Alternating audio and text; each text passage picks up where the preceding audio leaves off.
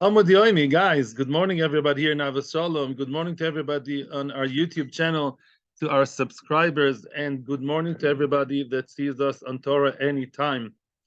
We are in Bava Metzia Daf Gimel Amud Aleph. We are in the fifth line from the top of the page, in the middle of the line.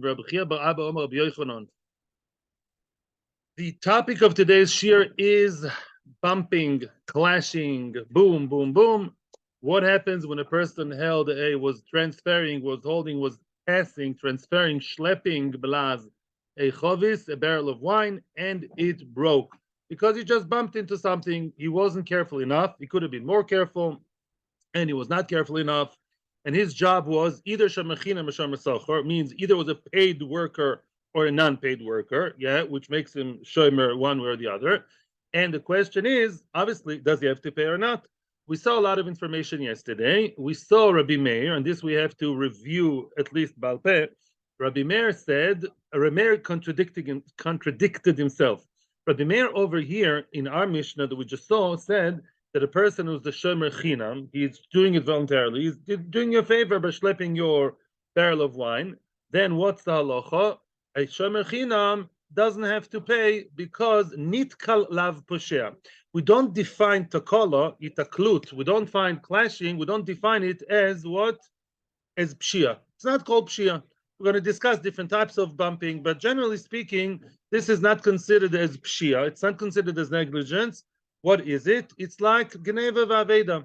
Or no, according to Rameir, actually, it's like oines, which means either shomer chinam nor shomer socher, they don't have to pay. Why? Because bumping is viewed as oines. Okay, very nice. Okay, that's how you define it. Unless it was extra pshia, maybe he was looking on his phone, was very uncareful. A regular situation, he was normally careful and normally bumped, that's like oines. Fine, okay, very nice. But the problem is, Rabbi Meir in Bava Kama, in a different Masechta, we saw in the previous Masechta, Rabbi Meir says over there, no. He says when a person is in the street and he's not carrying someone else's chol, and there the question is not whether he has to pay the owner. When you bump in the street into someone and you break his head, or you bump in the street into someone's, I don't know, car, and you smash the car, whatever, the chovis is stronger than the car, I don't know, whatever bump there, or another chovis, or someone's, I don't know, whatever that may be, the bike, then what? Do you have to pay them or not? He says, yes, you have to pay. Oh, so that mashma, that Rabbi Meir holds, and it's called is posher, right? So that's a problem. There's a contradiction still in Rabbi Meir. Does he think the regular walking, regular run-of-the-mill bumping is considered as pshia, or is it an oinus? So one answer we said yesterday, said Rabbi Lozo, and Echanami, there are two Rabbi Meirs. I mean, not one Rabbi Meir with two personalities. I mean to say that there are different people who quoted Rabbi Meir. I don't know what the real Rabbi Meir said, but whoever quoted Rabbi Meir here did not quote him over there. It's a dispute. What did the real Rabbi Meir say? Okay, that was one way. Then we had the other opinion of Rabbi Yehuda, and we had the opinion of Rabbi Eliezer. I'm not repeating those opinions because they will more or less repeat themselves today, right? But basically, we have to know that at this point, we're holding by saying what? There was a steer in Rabbi Meir. Regular nitkal is poshea or not poshea. Is it poshea or onus? I don't have to translate these words, right? And the question is yes or no. Well, there are two ways to understand Rabbi Meir, and life is good. Comes the Gemara now. We are in the fifth line, Pegim Amud Aleph, the last Amud of Esechus Umnin. Says the Gemara an alternative answer to that contradiction to the stira. Rabbi Chia bar Abba Omer Rabbi Yochanan. Rabbi Chia bar Abba quoting Rabbi Yochanan has another explanation where Rabbi Meir does not contradict himself, and it's one Rabbi Meir only. One Rabbi Meir, and he is the one who said what? How could he say two things? He says no. Which means really nitkal is posher. The real Rabbi Meir is the one in Dovakama. If you just normally walk and you normally bump, you should have been more careful. We view you as posher. However, chachamim, and you have to pay. You can't. By the way, you have to know. Whenever we say you nishba, means what? You swear that you're okay, that you didn't do pshia, that you didn't take it, and you're potter from paying. You don't have to pay. So it's either you pay or you swear, right? It's either or. Here, when the Mishnah says that to take a shavua, it's a takonas chachamim. Chachamim were, in Balbatish way, they were nice to him. A person who schleps a chovis, me'ikar adin, really, we should have been harsh with him and make him pay. You bumped, you shouldn't have bumped, you should have been more careful. Chachamim made a takona. Chachamim were helping the people who schlep the takona for the schleppers, and they said, She'im iya to'omer ken. if you don't allow him to take a shvua, and soon we'll see what the shvua is. If you don't allow him to take the shvua and be exempt, Chachamim exempted him. If he's nishba something, then he doesn't have to pay. If you don't say that, nobody would ever want to transfer chovis of his friend from one place to the other. Goodbye. The schlepper profession, which we all need when we move houses, let's say, you can't do that by artificial intelligence. You need somebody to move your stuff. Therefore, what? In that situation, nobody would want to take a chovis from one place to the other, because anytime they bump, they'd have to pay. The Rishonim say nobody's going to volunteer. Nobody's going to volunteer because it's going to come out with egg on his face and a hole in his pocket. That's for sure not. And even shomer sochor, the Rishonim say, the Ritva and others, they saw the Rishonim here, they say in a very sarcastic way, a person would say, yeah, I can make money by schlepping, and it's not Bill Gates, he's making money by schlepping day by day, and then one time he breaks the chovis of very fancy Chardonnay, then what? Half a year's the salary goes down the drain. And therefore, since people would be reluctant to Bechlal do the job, the Melech Chachamim were more lenient with those who schlep around, and they said, we do not view you as Pasha when you are a shomer chinam. Okay? Now, frag the Gemara, Heichi mishtaba, what shvua would he make? In other words, what does shvua mean? Shvua usually means to say, let's say shomer chinam, yeah? And something got lost, and it really wasn't my fault. What shvua do I make? Ellen, let's say, gives me his fancy watch to look after, and I really looked after it decent enough, voluntarily. I wasn't Pasha. I didn't even have a smartphone. I'm saying, yeah, what can I do? Yeah, I was looking after it. It was Gneva Vaveda. What do I have to be nishba to you? That I was not Pasha, right? That's always the classical shvua by shomer chinam. But what is he going to be nishba? Because what's he going to say? I didn't bump. He did bump. He was really Pasha, but we view him as a non-Pasha. Get what I'm saying? He's really Pasha, but the letter of the law. Chachamim were nice to him to be childish, yeah? They were good to him, and they said, forgive him, don't view him as Pasha. So what is there to be nishba? We know the facts, and we still forgive you. Nishba means to say, I swear to you that the facts are right. Here we know the facts, and we still say you're potter. So what's the shvua? And so I'm going to add another important point. Omar Rove says, Rove, shvua sheloi bechavono shvartia. No, the shvua is, I didn't do it on purpose. Maybe some people can get resentful. A sledgehammer, I don't know, he really hates the bailim, whatever reason. Rabbi says the only shvua is I didn't really do it b'mezid. Shvua is that I bumped. Once you bumped, although really you're pasha, we don't view you as one and we pater you. What about shomer sochor? The same thing. He has to be nishba that he wasn't pasha, right? If he's not pasha, then he was nitkal. We view nitkal as pshia. Shomer sochor, we still give him the title of oinus. By the way, how did that answer the contradiction? Very easily. Over there in Bava Kama, it's his own chovis. He's not doing job for somebody else. Yeah? Of course, people will always schlep their own chovis in the street. We want to create a world in which people help each other and get jobs and get paid. For that, we say if Reuven schleps the chovis of Shimon, we're being nice to him. But if Reuven is clumsy with his own chovis and he bumped into a family with young children and broke someone's head, lo aleinu, that's a different story, right? He's mazik other people with his own property. There's no mercy over there. That's simple. That's possible. The Gemara doesn't even have to say that. I'm just saying this to you to, tie the loose ends. That's Rabbi Meir. So Rabbi Meir says basically, min hadin, nitkal is what? Is a big posher. We view him midorabonon as what? As an oines, and he just been ishba, you're now really terrible. That's all. Very nice. Also Rabbi Yehuda Lemeimah. Now, the second opinion in the Brisa, which is more or less the same as we saw before, is Rabbi Yehuda, and he says as follows. First of all, Rabbi Yehuda just doesn't believe in the Gzera. It's very simple. Rabbi Yehuda says, not Gzera. I'm making the mistake which I always correct other people. Takono. You know the difference between Gzera and Takono. Gzera is harsh and Takono is nice. Gzera is a frown and Takono is a smiley face. Yeah? Gzera is something you're not allowed to do, and Takono is we come towards you and we're nice to you. Yeah. Those what? Tikkun to fix the correct, beautiful Shlomo. Those Rabbi Yehuda comes Rabbi Yehuda and says, shomer chinam yishova. A shomer chinam has to be nishba that what? That he only bumped. Bumping, according to Rabbi Yehuda, takola, nitkal is called what? Is equivalent to the middle level. Guys, you have to have in your mind 3 lines all the time when we're learning. there's shomer chinam, pshia, there's shomer socher gneva vaveda, and there's shoel oinsin, right? So now, Rabbi Yehuda says, when you bump, it's like gneva vaveda, nothing got lost or stolen, but the level of negligence is equivalent to gneva vaveda. Says Rashi, it's between oines and pshia, right? Says Rabbi Yehuda, that's where I locate the nitkal. When a person bumped, then what? I view him as the middle of the road guy, the average guy, the in-between guy.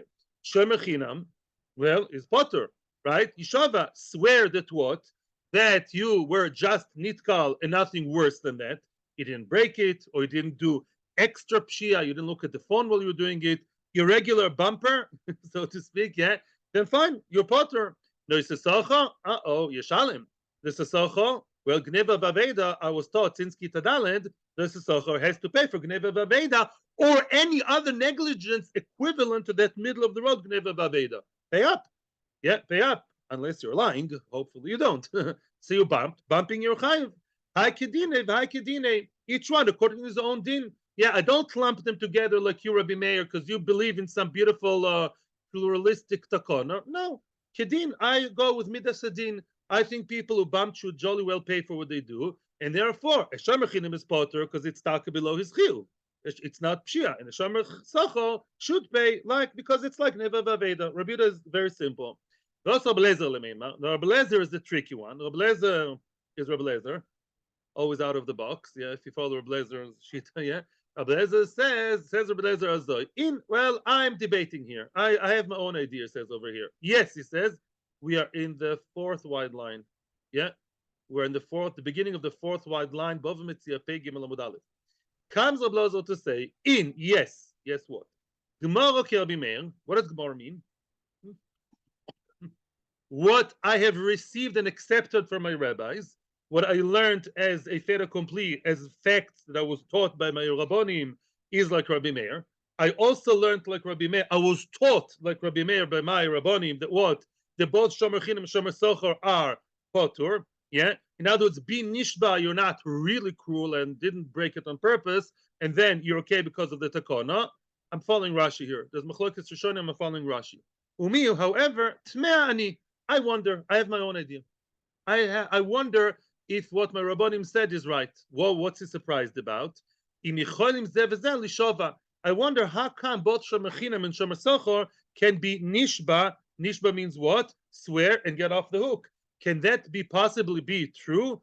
And he has, as we said yesterday, a threefold process to explain why he does not believe what Rabbi Meir says. And I'll tell you already now to make it easier for you. Rabbi Eliezer is really vacillating between Rabbi Meir and Rabbi Yehuda. He heard like Rabbi Meir. When he was taught in Cheder and Yeshiva, Gdoy Laktana, wherever he went, yeah, what did he learn? Like Rabbi Meir, any bumper, chinam and socher, doesn't have to pay nishba. However, the svara, what he really believes is more like Rabbi Yehuda. He believes that bumping is more like gneva vaveda. It's one level above pshia. It's pshia, or less. I'm saying whatever. It's less negligent, and only shomer socher is high for that. It's closer to oinsid. Let's see what he says. That's just an introduction. Three-facet story here. Number one. Why doesn't believe the business of both chinam and socher that they don't have to pay, and they nishba? That I can accept. I can accept to start with. For starters, I agree. I don't view that as pshia.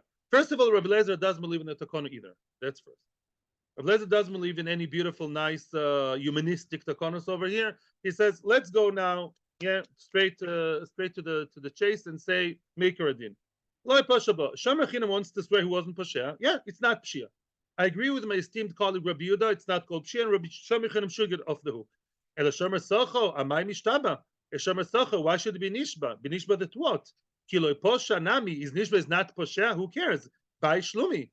He still has to pay. Meaning, I view the bumping as gneva vaveda, like Rabbi Yehuda, and therefore Mr. Shomer socho should, take some dollars out of his pocket, make a bank transfer, and pay. That's first, meaning I hold the Rabbi Yehuda ikradin. The filo shomer chinam nami. Oh, now let's go down. As I promised you before, I told you even within pshia there are different levels.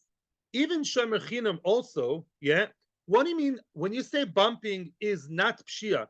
it's gneva vaveda, I don't always think it's true. I don't think every bumping depends how we bumped, depends on the situation and on the conditions. The conditions, which means hateinach b'mokom midroin. Let's say that person, the schlepper, was asked specifically, come to my house, or not my house, come to my garden, and schleppe chovis in the garden, and the garden is on a mountain slope, right? It's in a steep mountain, whatever, there's a slope, and it's very unstable. I can accept the fact that if you walk like that, yeah, in an uneven ground, uneven, unstable place, then I can understand that's not called pshia, misken, really in an unstable condition. I view that as gneva vaveda. It's not oinsin, but I understand it's not as bad as pshia because misken is really jittery over there. But shelobim komidroin. But if we're talking here in a place where it's not midroin, it's not a slope, but a nice, even, flat area, mimatzim ishtaba shaloi posha, can you really be nishba? It wasn't pasha. I view that as pshia. If you have stable, nice ground, be careful. And if you're not careful, that kind of hitaklus, that kind of nitkal, I do view as pasha. So don't make your blanket statement even about shomer chinam. So the only case I agree with you is when by shomer socho. The only case I agree with you that somebody is nishba and that shvua gets him off the hook is a shomer chinam. That was not poshea because it was in a steep slope. Yeah. Okay. Well, 1 second. These are the two tainas. So more and more he gets more lineated from the opinions of Meir and Rabbi Yehuda, right? Now, okay, actually, there is room for questions now. 1 second, please. Now, the third claim he has against Meir and Rabbi Yehuda is a completely different story, and that's actually the main story today. Is this very big chiddush that Rabbi Eliezer holds by is Rav Isi. Yeah, actually, that's a good time to ask your questions. Yes, go ahead. I'm listening to you. Slippery slope, exactly.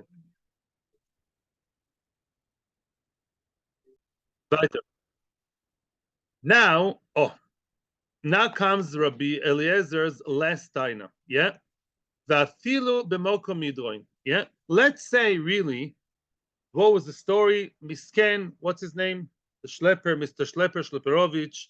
He was schlepping in a mokom midroin, and what misken? It's not his fault. It's absolutely not pshia. It's gneva vaveda. He lost his balance, and understandably so. So what are you telling me? Let him be nishba that he wasn't posher. They didn't, I don't know, do anything worse than that. Be nishba. They didn't take a sledgehammer, frustration, and what? And then he'll be potter because it's gneva vaveda. That would be very nice. But now comes the Gemara with a whole new rule, which will blow your mind, and that rule has to do with all of Shavuos HaShomrim, right? In other words, up until now, what did we know? Let's say you're shomer, socher, china, whatever. If you know you're an honest person, and it slipped, or you're posher, whatever, you slipped, the animal slipped, whatever, something happened. What do? An honest guy, I'm nishben bezdin, and I'll get off the hook correctly. So, yeah, it says in the Torah, be nishba and get out of it. Good. Comes the Gemara now with a huge qualification of that. Says the Gemara. The afilu b'mokom midron, says Rabbi Eliezer, even if he was in a slippery slope, yeah, and he should have been potur by shvua nami, hatenach delei karaya. I only believe a person can make a shvua in a place where there are no eidim. If there are no eidim in the area, then you can take a shvua, and I'm going to elaborate on that. Yeah, hecha de ikaraya, wherever he was in a place busy, teeming with people, or not teeming, a place with a lot of people around, a lot of adult Jewish men that can testify. None of them is a gambler, or most of them are not, or whatever. Yeah, they're good people that could be made. If eidim can be made about what happened one way or the other, neisiraya. You think that you didn't sledgehammer? You want to be nishba that you are really not pasha? There was a slippery place and it was gneva vaveda and you potter. Bring eidim. Raya is re'iyah.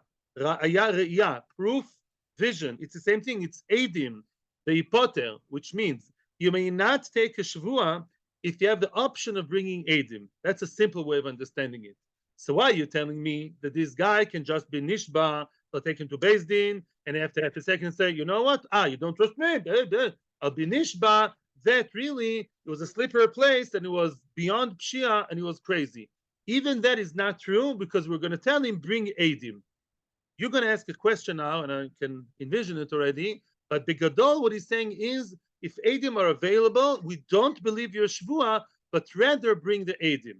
No question. Give me a good few minutes here. The Tanya, it says in the Brisa, Isi ben Yehuda Omer. This is the big halach of Isi. Isi ben Yehuda says, Ein roye. It says in the Torah, when does a person take a shvua? Two important words before that. Ein roye. Nobody saw. He was in a place in his house. He was 12 o'clock at night while the warehouse was empty. That's what he claims. And then he took it on a slippery slope. And nobody saw him. Nobody could have seen him. Then Shvuah Hashem tiyeh ben shneim. Then the Shvuah of Hashem will be between them. Then we will believe his Shvuah. Then Shvuah kicks in. Yesh roye. But let's say yesh roye. Let's say that there were potential eidim. You did it in the middle of the street. That bumping, that oines, that gneva v'aveda happened in the middle of the street where a lot of people saw you, or so we assume. You admitted it was 12 o'clock lunch in, I don't know, Park Aylon, Shabbos. Yoviraya v'poter. Then you have to bring a proof in the shape of two nice adult Jewish men, and then you'll be poter. Oh, that halacha needs a lot of explanation. So again, what does Isi ben Yehuda say? Endorsed by who? By Rabbi Lezer. He basically says like this. You're telling me with such ease, nishba, nishba, nishba, nishba, shvuas are flying around over here. Not so simple. Why? Because the shvua is something you can only do if there are no eidim. If it's a place where there are eidim, then shvua doesn't help. Now, the $1 million question is, what do you mean exactly? Rabbi, what are you talking about? Let's say, I'm now asking the question. My turn to ask questions. Let's say the person, bumped into something in a busy place. He knows he's right. And basically say, Shvua, take your hand off the Sefer Torah, mister. No Shvua. You first have to bring eidim. You yourself say that it happened in a busy place. Well, as far it happened in Besmedresh. So many Jewish adult men that are kosher, bring eidim, that's what happened. So he goes home and he goes to all the people in Besmedresh.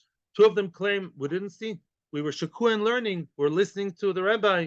And the other two say, Beis Din, I have childhood trauma from Beis Din. And the other two say, you? To be made in your favor? You didn't accept my daughter to your school.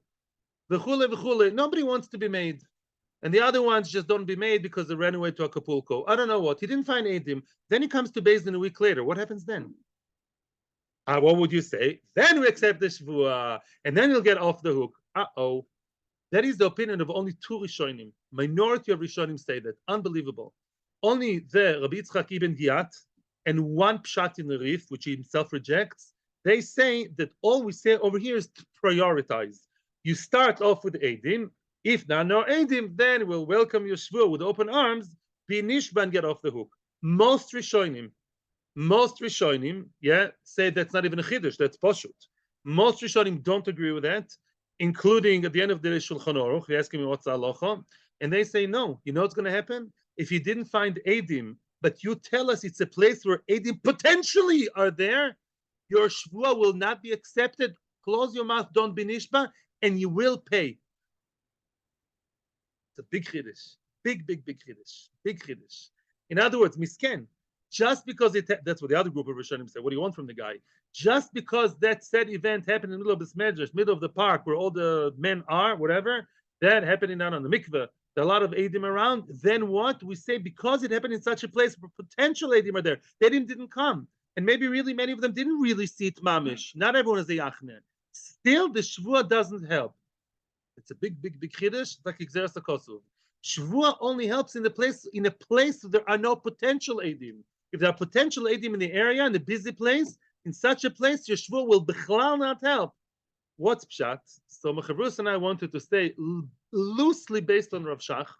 Rav Shach says a similar thing, and we're connecting it. Put it the pshat is azoi. Everything in the Torah is Xeris HaKosuv. Can eidim lie? They can lie. Professional eidim, you grill them, you test them, they can lie with all the inquiries. Can shvua lie? People can minish v'la sheker nor shamayim. We don't know what's right, what's wrong. We always do what Hashem says, and that's it. Pshat is azoi. It's a bit long this year. I'm going a little bit deep today, so you finish the Perek with Iyun.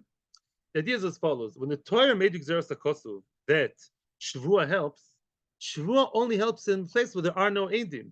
But if there are really eidim, because we know that there are people around who probably saw it, then the Torah never turned on the button in the Shvua. Shvua conceptually is not something that the Torah accepts if there are eidim. Eidim didn't come. Eidim ran away. Eidim are refusing to cooperate. Lo mishaneh. But the mere fact that potentially there are eidim, then the whole concept of the gzer sakosov called Shvua never started. Imela Shvua is invalid. We didn't energize Shvua in a place where be'etzem there are eidim, because eidim are always before Shvua. Yeah, as long as it's kilo, you have one socket.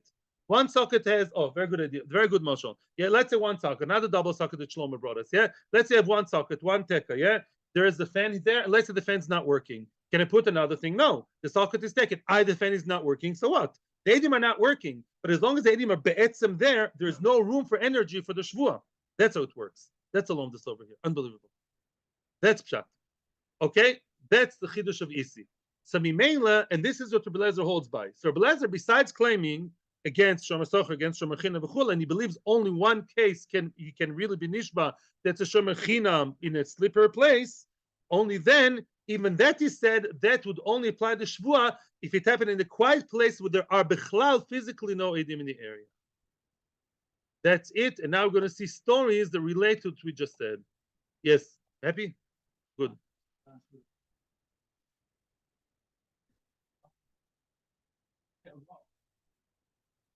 Right.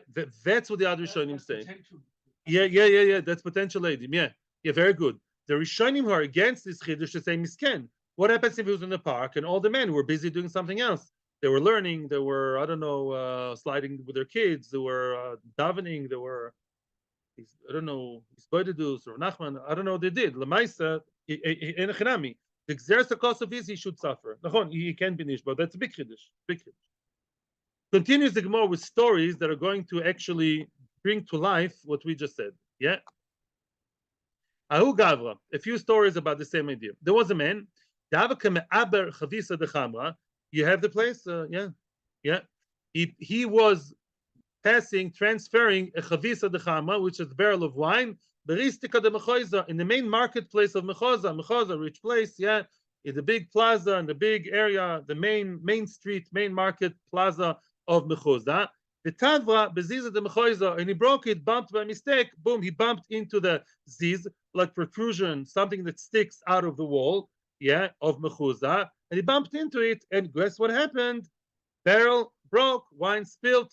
Rove was taki dayan in Mechuza, Rosh Hashiva and dayan. Rove was in Mechuza, yeah. And Rove had to pasken, what's the halacha? Omerle, says Rove, ristika de Mechuza, that major big place of Mechuza, shchichi ba'inchi, there are lots of people there. Lots of men are around in the middle of the day, in the middle of Main Street of Mechoza, all the businessmen of Mechoza, all the rich shpitzi jet set people of Mechoza. Zil ay siraya ve'yipoter. Bring eidim, and then you'll be potter. But if you don't bring eidim, according to Shulchan Aruch, then what? You will not be able to be nishba, and you'll have to pay. Wow. Yes. Omer Rav Yosef Brei. Rav Yosef, the son of Rav, asked his father, Tati, keman keisi? Are you following isi? What's the question? The Rishonim explained, because isi is such a chiddush, Rav Yosef is telling his father, is this for real? You really follow that isi business? Yeah, it's such a big chiddush. You really go by that, Daddy? Yeah. I mean, he spoke much more respectfully, no question. Yeah, yes, we believe like isi, we hold by isi that if there are potential eidim, even if they didn't come, and even if you're going to say, no, nobody really saw, nobody cares about me, nobody saw, if there are potential eidim there, your shvua doesn't help, and you can look up Shulchan Aruch and see that. Next story after the question. Weiter. Says the Gemara weiter. Another story. Ahu Gavra, yeah, there was a man. This story brings isi to another level, a bigger chiddush. Ahu Gavra domer lechavre. A man told his friend, yeah, Zil zabinli alba mea dani chamra. Go buy for me. Be my personal, how do you say, purchaser. Purchase for me 400 barrels of wine. Okay. Now, let's assume, to make it easy, to make it simple, because it's a question, let's say he gave him the money. take money, take here, I don't know, $10,000, I don't know, and with this money, buy me 400 barrels of wine, okay? Automatically is a shomer, right? You have my money, eventually you'll have my wine, right? When you're a purchaser, you're also a shomer. That's the easy way in the Rishonim, okay? You have my money, well, you shomer, look after it, and then what? You're probably making some money on it also, yeah? And then what? You get the money, you do meshicha on what? The wine, not money is not enough, and then you'll automatically be a shomer over my wine. That's it. So a shomer, bekitzer, your purchaser slash shomer. Very nice. Azal Zobenle, he went and he bought the 400 fine wine, the Merlot, whatever he bought for him. Lesoif ata lekamei. At the end, he came to the meshalech, to the owner, to the one who sent him, yeah, to the one who ordered the wine. Yes, I bought for you 400 dani, 400 chavios, 400 barrels of wine. But they were attacked, which means they got sour. Now, all of a sudden, they became what? They automatically, all of a sudden, they suddenly became vinegar, they soured. That's what he says. And therefore, it's an oinus. I'll keep I gave the money. And that chometz, nobody's going to enjoy it. Lamaisa, it's not my fault. It happened by itself. There was some, I don't know how wine all of a sudden becomes sour. I guess it happens every once in a while. It got sour, not my fault. Leave me alone. Well, I'm not going to pay you. You're not going to pay me. And then let's say goodbye as friends. Also, look at the Rava. They came to Rava, and Rava did not buy his story. And here we see a bit of logic into Isi. What? Rava didn't buy so easily the story of the purchaser. Wait, Omer, look inside. Look inside. Omerle, he told him, Rava told the one who claims, not my fault, it all of a sudden a catastrophe and they all became sour. If 400 dani, 400 chavios of wine all of a sudden go sour, that's something that has publicity. WhatsApp groups, Facebook, I don't know, these things, Baruch Hashem, I don't know, Instagram, it's all over the place. Yeah, the news, national news, especially in small places. People live there in small places. 400, boom, in one, they all became like Makas Mitzrayim, got sour. People hear about it. Yeah, in other words, we assume that there is a call, rumor, and people would probably come and see what happened. Yeah, people like to be achne. They would come to see the real event, not just the photos in the smartphone. They're going to see the whole thing together. Zil Aisiraya, now this is considered as if it happened in a public place. Wow. Because there's a lot of rumors about it, we assume people would know, or people would also come and see what happened. Now that's considered as what? As something that has publicity. There are potential eidim over here. There are potential eidim, you, mister, are in bad shapes. Why? Zil Aisiraya, bring a proof, that at the beginning, when you bought it, chamam al yahava v'ipota, which means, Rashi says we suspect him on all kinds of things. First of all, maybe he bought vinegar. Maybe he bought vinegar and he took the rest of the money for himself. Or maybe he had vinegar by him, never even went anywhere, could be a real schwindler, didn't go anywhere, and in his house he has a lot of vinegar and he's trying to make a quick buck. And saying, oh, there's vinegar, yeah? And he's making all the difference, saying it's oinus. In other words, we don't really trust your story so much. Now, usually when a person is not trustworthy, but he's otherwise kosher, what do? Shvua. A lot of times you don't trust people. But we said choshed l'mamoina. Remember at the very beginning of the Masechta? Of course you do. Yeah, choshed l'mamoina, according to some, loy choshed l'shvuasa. A person may steal and make shtiklach and all things, but to be nishma l'sheker, he's scared of that. So usually such a guy would be believed by what? By shvua. But because this is considered to be public knowledge, mimela, again, there is a stumbling stone, there's a barrier between the shvua and you, and that is called potential eidim. Bring us eidim that at least heard about it, or at least maybe eidim that saw it too. Saying 400, that's considered as public place, public news. Even though that's the Chiddush Baruch, even though they may have not been there at the time when it happened, but they should have heard about it and sympathize with the balabais. Bring people that heard about it besides you, and if not, we don't believe your shvua. That's also more logical. We can understand. Yeah. Again, Rav Yosef is telling Rava, who are you following? Daddy, Rabbi, Keisi, you really follow Isi's Chiddush? Yes, Keisi v'sfilan kavose. We believe like Isi, we think Isi is right, and if really there is another way to find out by Eidus, then the Shvua is not believed.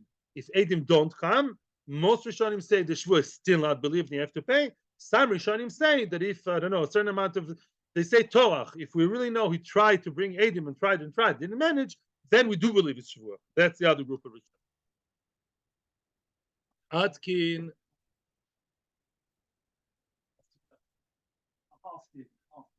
Maybe it's an epidemic. Maybe one was like bad rotten apple affects the whole group. I don't know. Maybe. Now we're going to see another takono, and then beautifully we're going to see how the two takonos merge together. Atkin of Chia Bar Yosef besichra. There was a place called Sichra, and Rav Chia Bar Yosef made another takono over there. What's the takono? Another takono for the schleppers. Hani de daru beagra. Daru means to carry. People who carry, like a yoke, like in the pictures, you always see the people who carry the two buckets on both sides, right? Yeah, they have like a pole, like a yoke over here. But let's say that's called agra. Agra is a kind of yoke that normally it's very difficult for one person to carry. The way that it carries normally is a bit too much for one person, but for two people, it's really easy.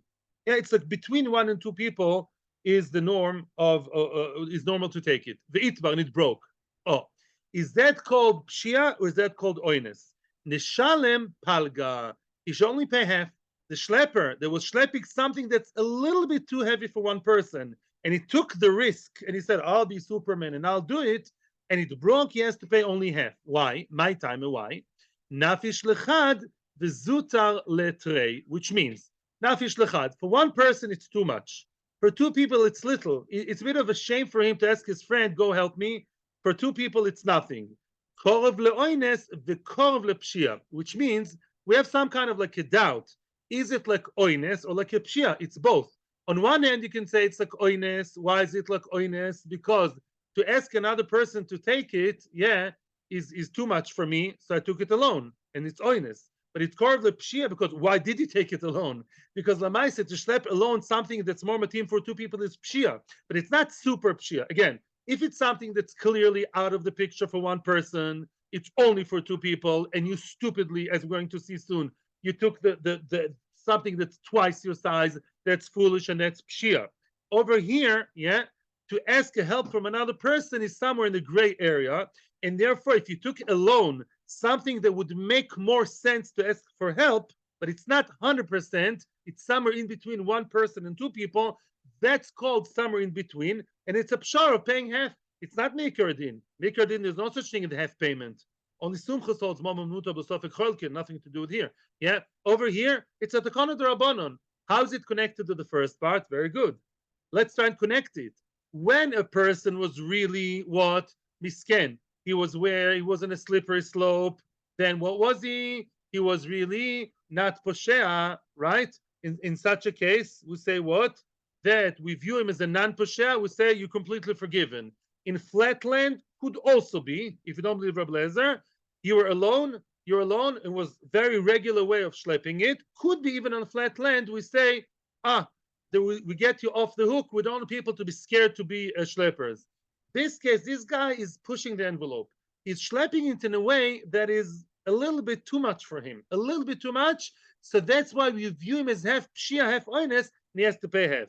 Continues the Gemara on the same scale. Bedigla mishalem kula. Let's say digla is something that only two people can schlep.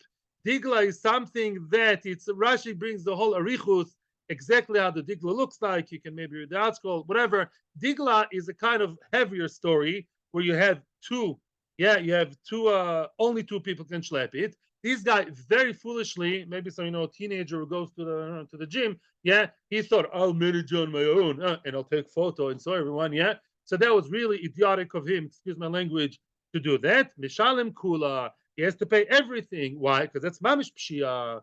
When you schlep something that's way above your weight, way above your abilities, unless again, unless his name is Arnold, but I'm saying normally, most people cannot schlep such a double-sized thing, and therefore, if you did, you're mamish a pshia, then you have to pay everything. So basically, it's a scale. In other words, that reduction we gave, and we said that schleppers every reduction, that is if they're not super pshia. They did the normal thing. We say, okay, we forgive you, binishba, and go home. But lamaisa, when you have a situation where it's half, a little bit too heavy, you pay half. much more heavy than you being really, really childish and immature when you take it. That's really called pshia. That level of pshia, even Rabbi Yochanan and even us will not forgive you, and you'll have to pay for. Whatever. That's very nice when you connect everything together, because when you see Rashi, you see that that's what Rashi is referring to. Rabba Bar Chanan, last story of the Perek.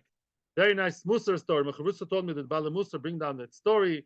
That story sounds like from Melech Biderman about all being mevatel. Rabba Bar Chanan tavu lehanu shkiloi chavisa dechama. Rabba Bar Chanan, some say Rabba Bar Chanan, those shkoloi, those schleppers, those porters, they took for him, they transferred for him chavisa dechama, a barrel of wine, and tavrule, they broke it by mistake, but they broke it. Oh, now the takana does not apply to them. Why not? Says Rashi, one of two reasons. Either because it was flatland, and Rabbi Lezer said that even if he believes in the takana, we combine now both Rabbi Lezer and Rabbi Meir, and we say we believe in the takana that you have to be nice to the schleppers only when it's a slippery slope. But if it's a flat land, that's considered pshia enough. Or maybe they're schlepping something way too heavy. Yeah, it was midron, but Lamais, you schlepped something so heavy, of course you're going to collapse and the thing's going to break, right? Like as we saw a minute ago. So they really owed him money. They, from whichever reason, are out of the regular takonas chachomim that's being nice to them. Shoka leglimayu. He took their clothes. In other words, he took their coats, he took their kapite, he took their frock, whatever they were wearing. He took it off in order to be paid. You owe me money. They're probably giving him hard time. So he said, "Okay, I'm taking I'm taking your jacket off your back as a mode of payment because you owe me the wine." Yeah, Asu Amru Rav. They went and they told Rav that this is Rabbi Bar Chanan did to us. Look, Rabbi Bar Chanan, they took off our coat. Omar Lei. So they told them. Rav told him. He told Rabbi Bar Chanan, Havlu Glimayu. Bring them back their clothes. Bring them back their coat. Omar Lei. Dina Hachi. Is that the halacha? Ze halacha. Dina Hachi. Is that the halacha? The din is not like that, Rav. I'm sorry to say, because that situation was such that even the most lenient takana would not tolerate such behavior. There were real poishim, even post the takana. They took something too heavy, or they took it in a flat place. Omar Lei. That's the halacha leman telech b'derech toivim. Yeah, the pasuk says you should walk in the right path, which means lefnim mishur sadin. The halacha is you have to go lefnim mishur sadin. Very interesting. Yafeh me'od. Very nice. Another note to your wife. Joking. That what really, for such a person like Rabbi Bar Chana, to go lefnim mishur sadin is the right thing to do, is the lechatchila thing to do, because people, look up to him, and as a rabbi, he shouldn't seem as if he's too, as if he's Khalil like a money chaser. In 3 lines, we'll finish the Perek and I'll hear your questions. Then, okay, so he gave them back their gleam. Another even, they broke his thing and they spilled his wine. They spilled the wine, what a spiel. And he gave them back the coat. I would go home and say, I'm being very nice. Omrulay, then they still asked for more. They asked for more. They asked him, they started the whole sub story. Aniyanan, maybe not sub story, but they were right. I'm saying they give him the whole eulogy over there.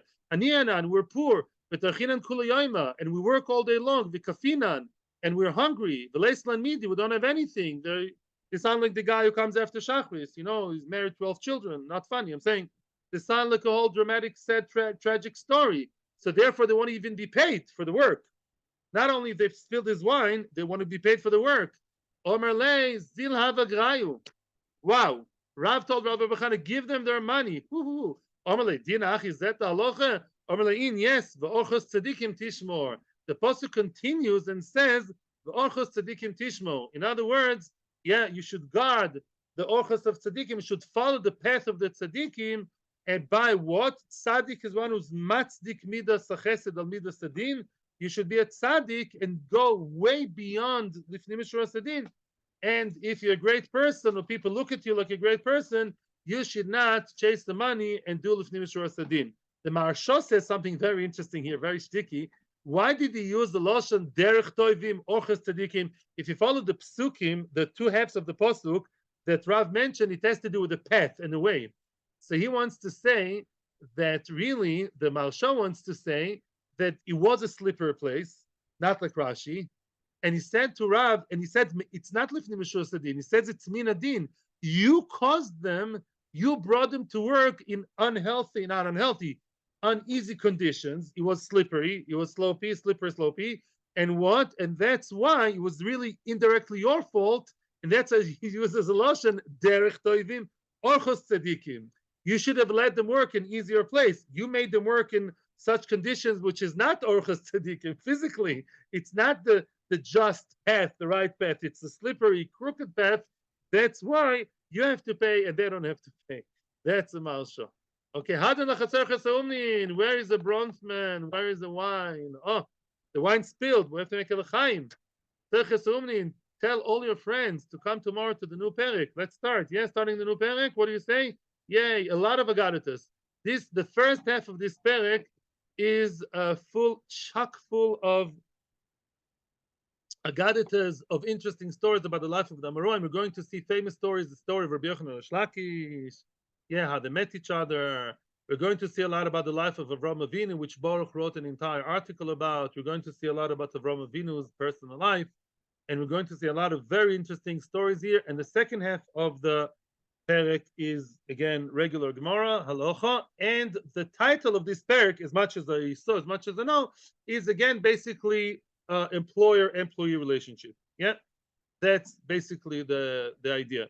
But the previous Perek was more about breaching contracts. This is just general, at least the first Mishnah, the general work relationship between the boss and the employer and the HR department. Yes. New Perek, yay. The person hired workers, poyalim. What are poyalim? They're not umnin. What are poyalim? People who get paid not per project, they get paid per day, per hour, per time. Every day he pays them, 200 shekels, 300 shekels per day.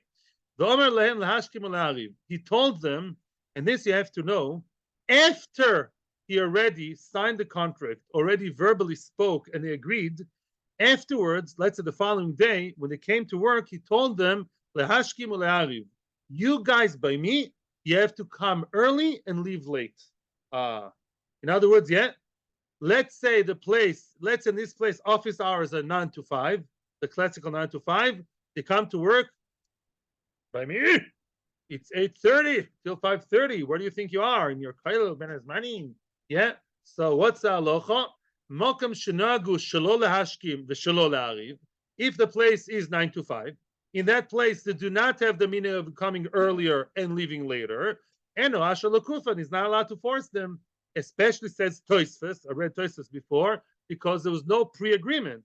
If he makes an agreement right before, when he's sitting in the office writing the documents and having the smiles and the thing, and he told them, listen, our company policy is 8:30 to 5:30, and they agreed. Of course they have to agree. But let's say there was no such agreement. They assumed, Minag HaMedina, the place is 9 to 5, and that's what they assumed they're going to do. That's a regular office like all other offices. This guy is a Mishigas. All of a sudden he comes and tells us a day later, 8:30 to 5:30, right, early and late, then he cannot force them. And the question is, what's the chiddush? The Gemara is going to discuss it. Mokum shnagu lozun, lunch. Is lunch on you or on the boss? Good question. I'm not talking about the time of lunch. I'm talking about sandwiches, sushi, blinches, whatever, cholent, Who has to give the food to the poyalim? The balabais or the poyalim themselves? Good question. Mokum shnagu lozun yozun. If the norm in the place is the balabais gives the poyalim pita and hummus or sushi or whatever. The question is also to what level. That's another question. Then he has to give them l'sapik b'mitika esapik.